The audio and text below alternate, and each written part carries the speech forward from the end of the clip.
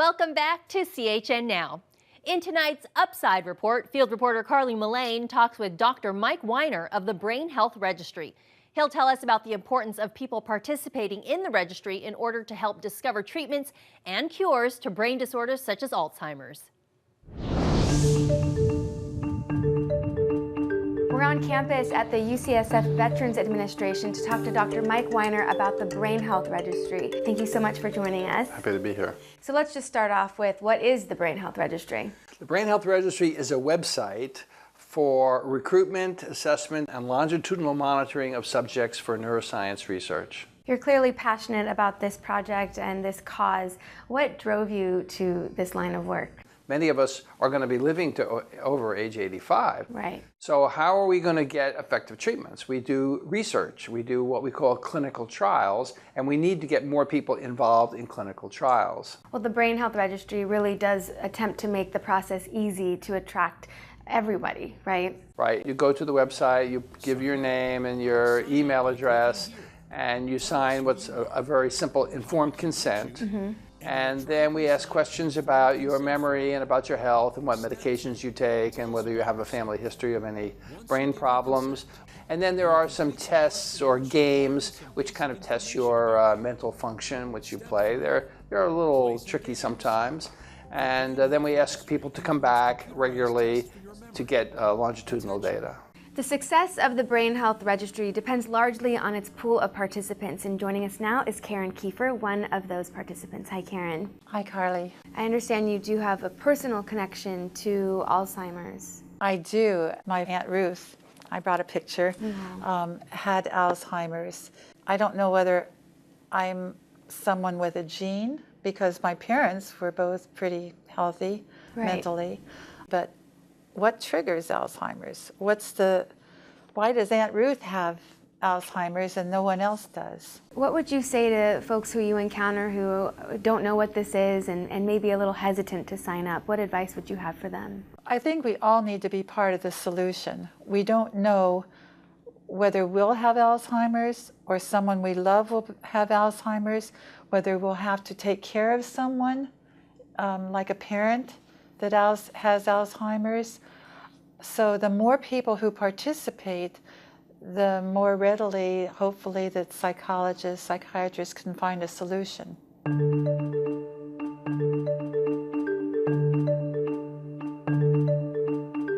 In addition to having a large pool of participants, it's also important to have a diverse group of folks, and we are now going to speak with someone in a younger demographic. Ashley Borman, thank you for joining us. Thank you. So tell us your personal connection to this project. My dad, both of his parents, my grandparents, actually both suffered from Alzheimer's and passed away from the disease. It's something, as a younger person, I feel like sometimes you're not sure if you can really help out.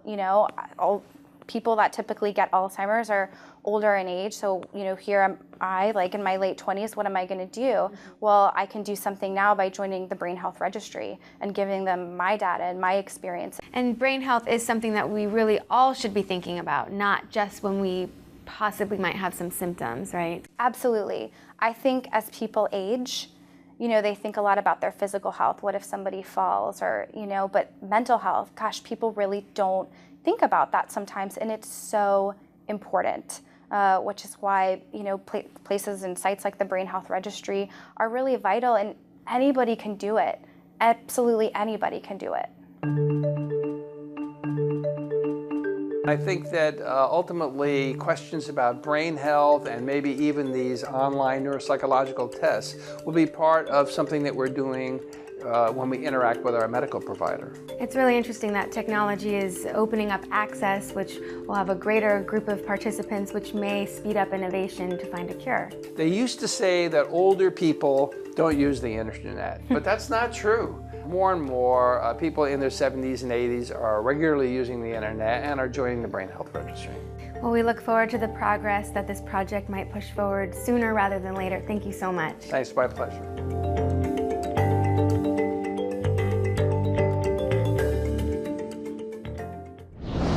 Joining us now in the studio for an up-close interview is Dr. Mike Weiner.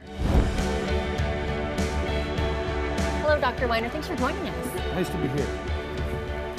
So first off, talk about Alzheimer's and what people need to understand about it.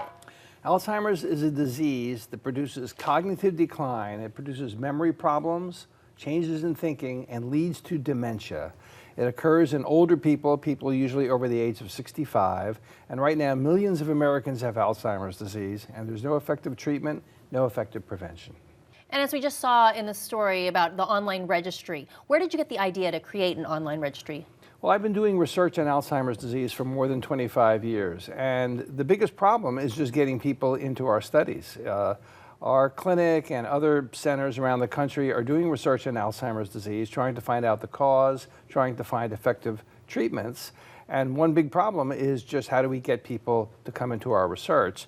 So it occurred to me, well, why not use the internet, since the internet's being used for just about everything else, and try to get people involved in a research project, and then they can be directed to various clinics if they want to be involved.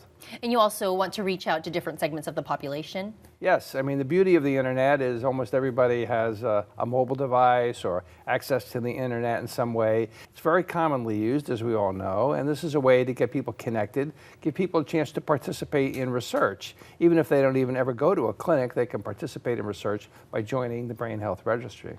So the Brain Health Registry, what other things are you hoping to uncover using that registry and being able to reach other people that might not normally be involved? The Brain Health Registry is for recruitment, assessment, and longitudinal monitoring. We believe that in the long run, the scientists and doctors will use the internet to monitor people's brain health over time and identify people who are at risk, people who might just beginning to show the very earliest signs of Alzheimer's disease, maybe even before the person even realizes it.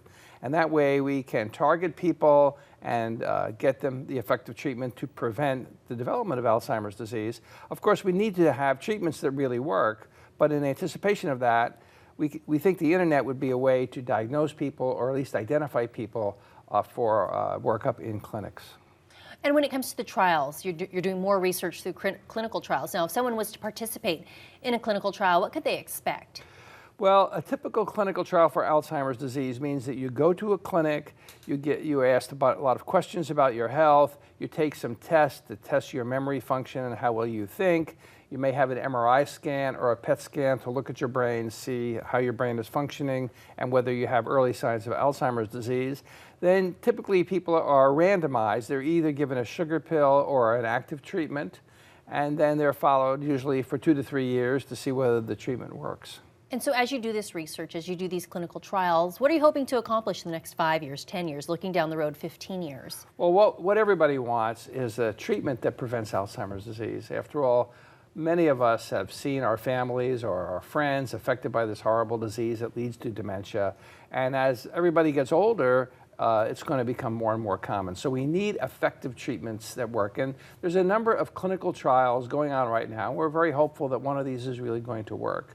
So I think in the long run, we'll have treatments that will treat Alzheimer's, prevent Alzheimer's, and we'll be able to use online tools like the Brain Health Registry to identify people who need the treatments. And if someone's watching right now and they never really thought about becoming part of a study or participating, what would be your pitch to them to sign up for the Brain Health Registry? Well, they should go to the Brain Health Registry, take a look at it, just spend a few minutes to see if they enjoy the experience, if they get something out of it, if they feel that they're contributing. This is a simple way, sitting in your home, that you can kind of give something back, help the community, get involved, and maybe in the end you'll be contacted. You might be interested in going to a trial. If not, just keep coming back to the Brain Health Registry. We can learn something and you can help cure Alzheimer's. And when it comes to Alzheimer's, what's one thing that people really need to understand about the disease? There's hope. There's active treatments. We know that Alzheimer's is caused by 2 proteins, amyloid and tau, and there are treatments going on right now in research that remove amyloid and tau from the brain. So we think that one of these treatments is going to be effective. All right, Dr. Weiner, thank you so much for coming in. It was great to learn about the Brain Health Registry and the work you're doing with Alzheimer's. My pleasure. Thanks very much for having me. We'll be back with more after this.